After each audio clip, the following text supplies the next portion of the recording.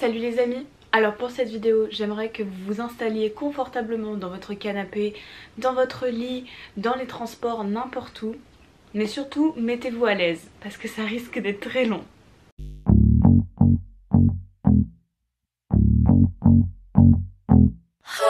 Je vais vous faire mes réceptions livresques de février et je peux vous dire que ce mois de février a été rempli de réceptions livresques. Ce mois de février a été marqué par la réception de 20 livres. Et oui, 20 livres c'est énorme, je ne pensais pas que c'était possible d'atteindre un chiffre aussi gros. Bien évidemment vous connaissez le concept, je donne pas mon avis puisque je ne les ai la plupart du temps pas lus, ou en tout cas je vais les lire dans les prochains mois mais ils n'ont pas fait partie de mes lectures de février. Je peux me poser dessus, je peux me poser sur ma pile tellement elle est immense. Non mais c'est pas humain. Mais vous voyez pas, mais regardez, matez ça. Je vais commencer avec Inis Éditions parce qu'ils m'ont envoyé 2 romans. Il s'agit de Fables et légendes japonaises, le tome 1 et le tome 2 de Ippei Otsuka. Voici les 2 romans que j'ai reçus de leur part. J'ai lu le tome 2 avant de lire le tome 1 parce que celui-ci est nouveau et que je voulais le livre parce que ça parle des créatures fantastiques dans toutes les légendes japonaises qui sont assez intéressantes. Le principe du livre est très simple, il s'agit d'un recueil de légendes qui compte entre 8 et 10 légendes et fables etc. qui constituent les histoires du Japon. Fables et légendes japonaises étant le tome 1 et Fables et légendes japonaises créatures fantastiques étant le tome 2.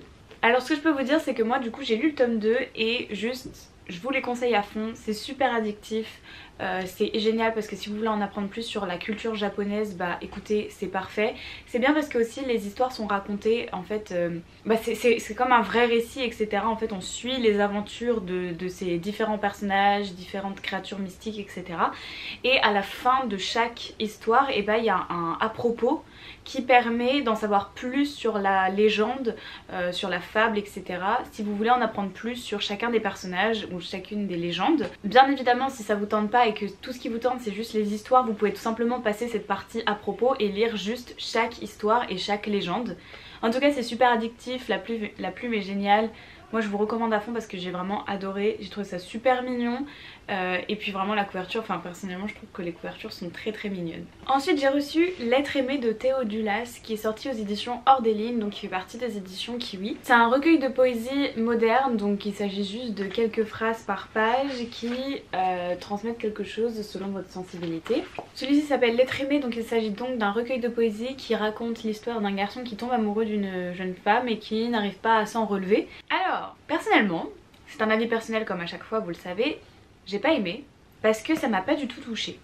Donc je sais pas si c'est par rapport à sa plume ou si c'est juste par rapport au thème etc. Mais personnellement ça ne m'a rien fait. Je lisais ça comme des phrases basiques en fait et il n'y avait rien...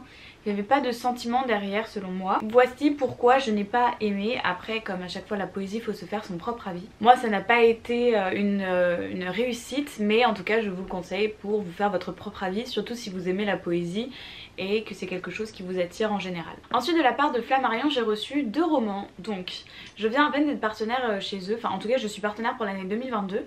Et en fait comme message d'entrée ils disent que nous avons le droit de choisir 2 livres parmi leur catalogue. Et en tant que grande fan de Marie Pavlenko, j'ai pris Un si petit oiseau et Un été avec Albert. Donc, Un été avec Albert, on va suivre l'histoire de Soledad qui voit sa famille se détruire petit à petit, c'est-à-dire que là on arrive à un stade où ses parents sont divorcés, sa mère est partie vivre avec son nouveau mec en Sicile et son père est complètement abattu au plus bas, il est triste etc. Et là on se situe pendant les vacances d'été et son père décide d'envoyer Soledad chez sa grand-mère pour que son père puisse se recentrer sur lui-même etc, aller mieux et voilà. Pour Soledad c'est la catastrophe parce qu'elle avait prévu des vacances avec ses amis, que en plus de ça sa grand-mère elle habite un peu dans le trou du fond de la France, bref il n'y a rien, c'est genre la campagne etc. Pour Sol ça va être vraiment un été d'ennui. Sauf que finalement il y a des événements assez mystérieux qui font que elle commence un peu à flipper petit à petit. Donc entre journée au soleil et nuit terrifiante, l'été de Soledad va être bouleversé. J'ai commencé à le lire et je vous en ferai une vidéo YouTube par rapport à Marie Pavlenko pour vous expliquer mon amour pour elle etc. Mais sachez que Marie Pavlenko pour moi c'est une de mes autrices préférées. J'adore ces romans parce que c'est toujours sur un personnage qui vit des choses fortes, C'est vraiment très engagé. En général c'est quelque chose, c'est des jeunes qui vivent des choses assez fortes avec des émotions plutôt lourdes, etc. Et en fait elle l'aborde quand même avec une touche d'humour, et c'est ça qui est génial, c'est que vraiment à chaque page vous pouvez vous bidonner alors que ça parle quand même d'un sujet dur, et c'est ça que j'aime chez elle. Et du coup le deuxième roman c'est Un si petit oiseau. Encore une fois, j'ai craqué pour la couverture, franchement le vert, une énorme passion. Je trouve que la matière elle est hyper agréable en plus. Enfin, vous si vous l'avez chez vous, vous me dites ce que vous en pensez. Mais moi personnellement je trouve que la matière est super agréable à toucher et le livre est génial. Bon, il est immense mais c'est trop chouette. Après un accident de voiture, Abigail voit sa vie totalement bouleversée. Son corps mutilé change complètement son quotidien. Abigail, elle est complètement désorientée, elle a perdu tous ses repères, enfin bref, c'est la catastrophe pour elle. Mais grâce à l'amour des siens, grâce au livre, grâce à la nature, au rire, aux larmes, aux personnes qui l'entourent, Abigail va petit à petit reprendre la vie. Faut savoir que ce livre, il a fait chialer la moitié des gens sur la planète. Et que en fait c'est quelque chose de très bouleversant. Je crois qu'on va suivre une personne qui a perdu un bras, donc une personne mutilée, et c'est apparemment très émouvant, tout le monde a chialé, donc on verra bien ce que j'en pense. De la part de Rajo, j'ai reçu 2 livres. J'en ai oublié un, je savais que je l'avais oublié. De la part de Rajo, j'ai reçu 3 livres, donc nous avons Un sorcier noir et éternel, Dans la maison et La reine sans royaume. Et oui, il sort enfin. Donc j'ai reçu Dans la maison de Philippe Leroy. Le résumé dit très peu mais c'est un thriller qui a l'air très époustouflant et addictif. On va suivre une forêt, une maison isolée, 4 filles, 4 garçons et une soirée frisson pour juste s'amuser et rigoler. Comme vous le savez, ce genre de roman après ça tourne à la catastrophe. J'ai hâte parce que je trouve que le travail éditorial est un truc de taré. Enfin franchement la couverture elle attire dans le sens où je sens que je vais bien flipper. Franchement c'est génial, ça a l'air trop sympa. Donc pareil, je vous en dirai des nouvelles quand je l'aurai lu. Ensuite j'ai reçu le tome 1, donc Un sorcier noir et éternel. Le roman fait 684 pages. Je vais morfler. Faut savoir que les pavés en fait c'est un peu flippant dans le sens où genre si jamais t'accroches pas c'est long. Et c'est très long. Mais apparemment il est génial, donc j'ai très hâte de voir ce que ça donne en sachant que la couverture est trop belle. Et un soir à Washington, il y a Harper qui est témoin d'une tentative d'enlèvement. Malgré le danger, la jeune femme qui est handicapée s'interpose. Mais l'agresseur lâche sa première proie pour au final prendre Harper et l'emmener avec lui. Arrêtez de m'envoyer des messages, je suis occupée. En une seconde, Harper, elle change de royaume et de monde. Elle atterrit dans le royaume d'Amberfall ou Amberfall. Je sais pas comment ça se dit. Il y a un château de contes de fées, un prince charmant, forcément. Il y a de la magie, c'est énigmatique et forcément... Enfin forcément, pas forcément, mais en tout cas c'est le cas de ce royaume. Il est maudit. Coincé dans un automne éternel, le prince Ren cherche à tout prix à briser cette malédiction de son royaume afin de débarrasser son peuple d'une créature sanguinaire. Seule la jeune femme pourra l'aider, mais il y a une chose que le prince ne dit pas, c'est qu'il est lui-même ce monstre sanguinaire. C'est quoi ce plot twist? En un seul résumé, il y a un plot twist de taré, mais attendez, mais moi je comprends pas. Mais ce que le prince ne dit pas, c'est qu'il est lui-même ce monstre assoiffé de sang. Ah non, rien à voir. Bah si, mais non. Je comprends pas. Bon, la dernière phrase du résumé dit « Mais ce que le prince ne dit pas, c'est qu'il est lui-même ce monstre assoiffé de sang. » Donc je sais pas si c'est la ref ou une créature sanguinaire. Mais j'ai hâte de voir ce que ça donne. Franchement, ça a l'air trop sympa. Et enfin, le roman tant attendu qui va vous faire grave plaisir. Ah, La reine sans royaume, le tome 3 du Prince Cruel de Holly Black. Je ne vais pas pouvoir du coup vous lire ce résumé en sachant que je n'ai pas lu non plus le tome 2, donc je vais vous faire le résumé du tome 1. D'ailleurs, ah non on les voit pas, mais les miens sont... Voilà, ils sont là, voilà.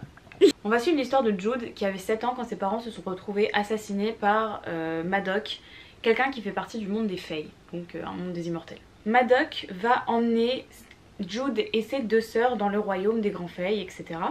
On se situe 10 ans plus tard et Jude elle a envie que d'une seule chose, c'est d'être importante aux yeux des Fae et de carrément en faire partie. Mais il y a énormément de Fae qui méprisent les humains, tout comme le prince Cardan qui méprise plus que tout Jude et qui la déteste. Jude par un certain moyen va réussir à avoir un poids assez important dans la vie d'un des princes, ce qui va faire qu'elle va commencer à être importante dans le royaume et en fait on va se rendre compte de tout le côté un peu sombre du royaume avec les différentes stratégies pour savoir qui va succéder au trône et le monde un peu noir des Fae en fait. Du coup le tome 1 et le tome 2 sont déjà sortis en français et le tome 3 sort en mars. Maintenant de la part de Hachette j'ai reçu 2 romans, À travers ma fenêtre et 6 mois par an. À travers ma fenêtre est espagnol et surtout a été adapté en film sur Netflix. Raquel est une jeune fille qui est depuis toujours follement amoureuse de son voisin qui est très séduisant et mystérieux, Arès. Elle l'observe depuis sa propre fenêtre parce qu'ils sont voisins et en fait elle est vraiment triste parce que lui ne l'a jamais vraiment remarqué. Mais ce que Raquel elle sait pas c'est que cette situation elle est sur le point de changer. Arès se met à croiser Raquel dans des endroits de plus en plus improbables et en fait va se mettre petit à petit à la remarquer en pensant que finalement c'est pas une jeune fille si innocente qu'il pensait. Désormais Raquel elle a qu'un seul objectif, il faut absolument que Arès tombe amoureuse d'elle. Mais celle-ci n'est pas prête non plus à renoncer à qui elle est. Ça a l'air trop chouette. Enfin en vrai c'est une histoire de bad boy, du coup faut kiffer un peu ces histoires là. En fait on dirait un peu After, du coup ça me fait rire de voir ce que ça peut donner. En tout cas j'ai trop hâte parce que ça va faire l'objet d'une vidéo YouTube. Du coup j'espère que genre ça va vous plaire et tout. Franchement ça a l'air trop bien. Ensuite 6 mois par an de Clara Duhart. On va suivre l'histoire de Anna Hero qui de base a commencé dans une bagarre au supermarché puis qui a fini par des bastons de spaghettis, des rires, des soirées, un piano électrique et des plantes, des nombreuses plantes. C'est bordélique, c'est maladroit mais c'est très très beau. Même que Anna pensait que ça resterait comme ça toute la vie. Mais le dernier jour de août, Anna s'endort aux côtés de Ro et à son réveil, Ro a disparu. Ro a disparu, elle a laissé aucune trace, elle s'est comme envolée. Et ce qui est encore plus bizarre, c'est que les gens agissent comme si elle n'avait jamais existé. Sauf Anna qui pense être devenue complètement folle et a peur d'avoir clairement tout inventé. Et puis soudain, en mars, Ro réapparaît. Ses amis ils agissent comme si elle avait jamais disparu, comme si elle avait toujours existé. Il y a seulement Anna qui se souvient que Ro avait vraiment disparu et c'est là que le mystère commence à naître. Et la dernière phrase de fin c'est « Et si vous ne viviez que la moitié de l'année ?» Je suis super intriguée par ce roman. Je me demande vraiment ce que ça va être. En tout cas la couverture magnifique. Ça me fait trop plaisir de l'avoir en main parce que j'en avais vachement entendu parler et franchement j'ai très hâte de voir ce que ça donne. Ensuite de la part de Pocket Jeunesse j'ai reçu un bouquin, Inheritance Game de Jennifer Lynn Barnes qui a fait le tour de Instagram, le tour de TikTok et YouTube, enfin bref, je crois que c'est un best-seller aux États-Unis en tout cas. Il a l'air trop chouette, la couverture est magnifique. On va suivre l'histoire de Avery qui est une lycéenne sans histoire et sans sous et qui rêve que d'une seule chose, c'est d'avoir une bourse pour aller à l'université. Son destin bascule entièrement quand un certain Tobias, un célèbre milliardaire, lui lègue toute sa fortune après sa mort. Cet argent il tombe à pic, sauf qu'il y a un seul problème, Avery, elle n'a jamais entendu parler de lui. Pour toucher sa part d'héritage, elle doit néanmoins aller séjourner dans la super demeure de Hawthorne où elle va côtoyer les 4 petits-fils de Tobias. Ils sont très séduisants mais ils sont aussi très déterminés à ce que Avery ne touche pas sa part de l'héritage. Elle est happée dans un tourbillon de manigances, d'énigmes et de trahison. Avery, elle va devoir s'en sortir dans cet environnement assez hostile. J'ai tellement hâte de voir ce que ça donne parce que je vous jure ce roman a l'air génial, ça a l'air super addictif, les gens ils en parlent à chaque fois, ils sont en mode c'est quoi cette fin? Enfin bref, du coup j'ai tellement hâte de voir ce que ça donne parce que ça a l'air trop chouette, trop addictif avec une idée assez originale. Donc j'ai très hâte de voir ce que ça donne. Et de la part de Ozu, j'ai reçu 3 livres, une BD et 2 romans. J'ai reçu la BD À l'année prochaine de Benoît Philippon et Nicolas Sauge. Il s'agit d'un tome 1. Comme tous les étés, Swan il passe son été dans un petit village qui s'appelle Tarn. Et comme chaque été, il y retrouve sa bande de copains avec différentes personnes. Ensemble, ils explorent les criques en canoë et surtout, ils rêvent de leur futur autour d'un feu de camp. Il y a l'arrivée de Lena, la nouvelle voisine de Swan, et en fait, cet été, tout va basculer. Pourquoi les portes claquent? J'ai lu la BD et je vous en parlerai quand je ferai mon bilan lecture du mois de février. Mais sachez juste que j'ai juste adoré. Les dessins sont incroyables. L'histoire est incroyable. Surtout qu'il se passe plein de choses et que c'est pas à prendre à la légère. Mais aussi ça parle d'été donc c'est tout frais, c'est tout mignon. C'est avec des super adolescents. C'est pépitas. J'ai reçu Les Influenceuses de Anouk Filippini, qui est un roman très jeunesse qui se base sur des jeunes filles, 4 jeunes filles qui ont décidé de créer une chaîne YouTube ensemble alors qu'elles sont meilleures amies au collège et en fait elles commencent petit à petit à percer. Sur les réseaux sociaux, la plupart du temps les filles elles se montrent toujours sur leur meilleur jour, elles sont trop belles, elles sont trop canon et surtout elles ont méga confiance en elles. Et c'est vrai que nous parfois à côté on se sent vraiment moche. On n'est pas assez bien habillé ou même on se sent bête. Alors qu'en vrai on est des filles super cool. On va suivre l'histoire de 4 jeunes filles qui sont au collège. Louise qui fait de la musique, Sacha c'est le skate, Souka la science et Charlie c'est le lifestyle. Et tout ensemble elles vont montrer leur quotidien. C'est sûr qu'elles s'attendaient pas à avoir autant de succès, mais du jour au lendemain tout bascule lorsqu'elles atteignent les 10 000 abonnés. Et qu'elles préparent un live assez spécial en espérant que tout se passe bien. C'est trop mignon comme histoire, je l'ai commencé, même si j'avoue c'est très jeunesse et donc par moments c'est vrai que c'est un peu trop enfantin pour moi, mais sinon c'est vraiment génial, c'est tout doux, c'est mignon. 4 copines, en fait on a vraiment l'impression de vivre une histoire au collège, c'est trop mignon, de retrouver un peu l'ambiance du collège. Et enfin j'ai reçu ma place au soleil de Gabriele Clima qui a été traduit par Anouk Philippini et du coup c'est trop mignon. Il y a tout qui les sépare, pourtant cette amitié va les changer complètement. Dario il a 16 ans et le monde entier l'indiffère. À la maison il vit seul avec sa mère quand son père s'est barré et surtout au lycée il s'ennuie, ça l'intéresse pas. Et ça va pas changer parce que après un énième accident il va se retrouver à devoir être assistant pour un élève handicapé.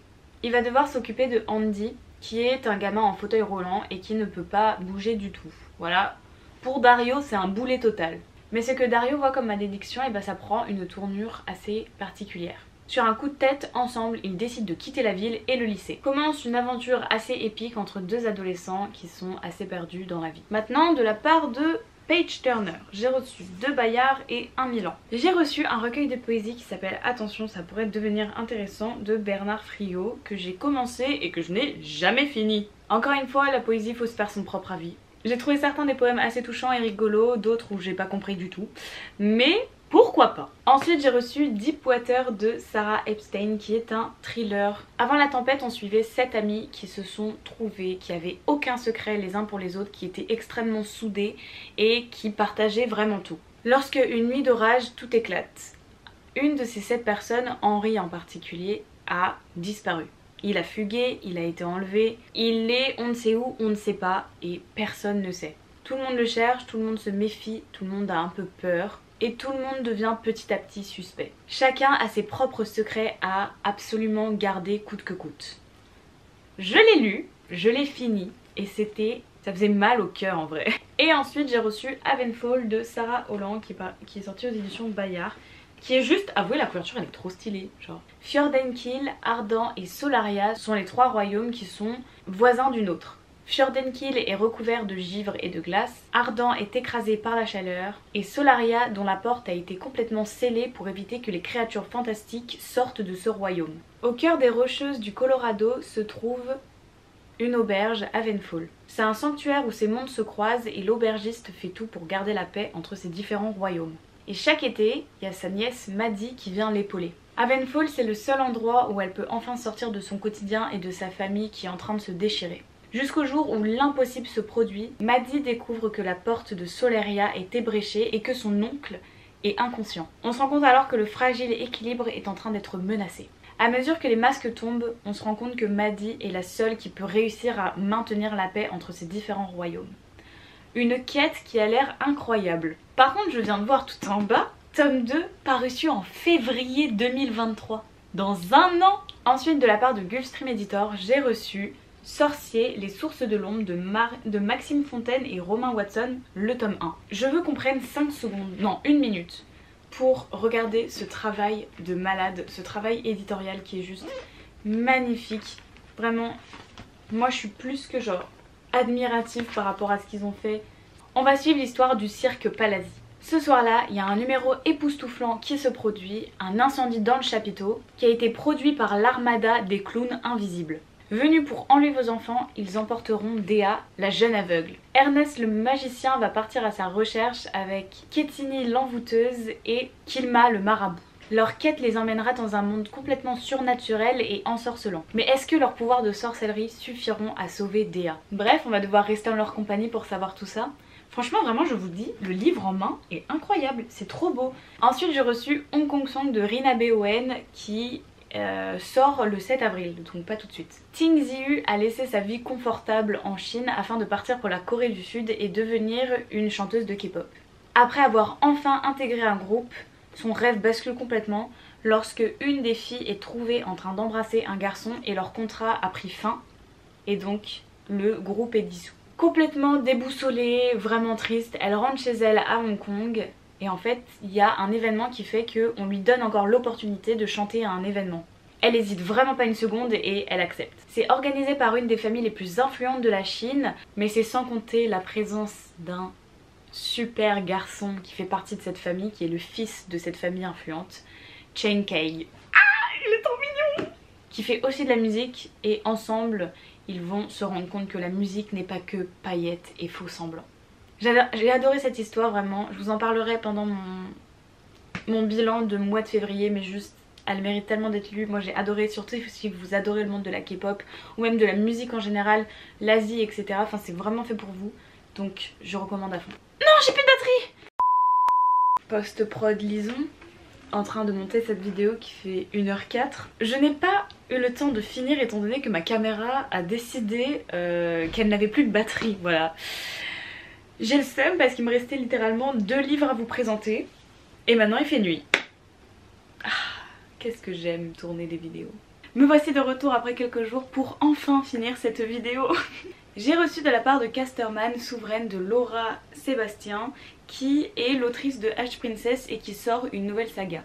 On va suivre l'histoire de l'impératrice Margaro qui façonne ses filles depuis leur plus jeune âge. Éduquées dans l'art du mensonge, de la séduction et de la manipulation, Sophronia, Daphné et Béatrice n'ont qu'un objectif: épouser les héritiers des royaumes voisins afin de faire pousser chacun des royaumes à la guerre pour que seulement Margaro puisse régner sur tout le territoire. Les 3 sœurs envoyées dans un territoire hostile cherchent à s'affranchir du plan machiavélique de leur mère, afin de choisir sa propre destinée. Mais bousculer le plan de l'impératrice s'avérera être plus compliqué que prévu. Entre intrigue sentimentale et trahison politique, la partie ne fait que commencer. Voilà, j'aime beaucoup parce que je trouve que ça regroupe tous les thèmes que j'aime à peu près, c'est-à-dire la dystopie mais aussi la fantaisie, des filles badass, voilà, ça se trouve bien, de la vengeance, des intrigues, des complots, etc. Enfin bref, celui-ci me tente énormément et j'ai très hâte de le lire. J'aimerais vous présenter Belle de Saintonge que j'ai reçue de la part de l'Abeille Bleue.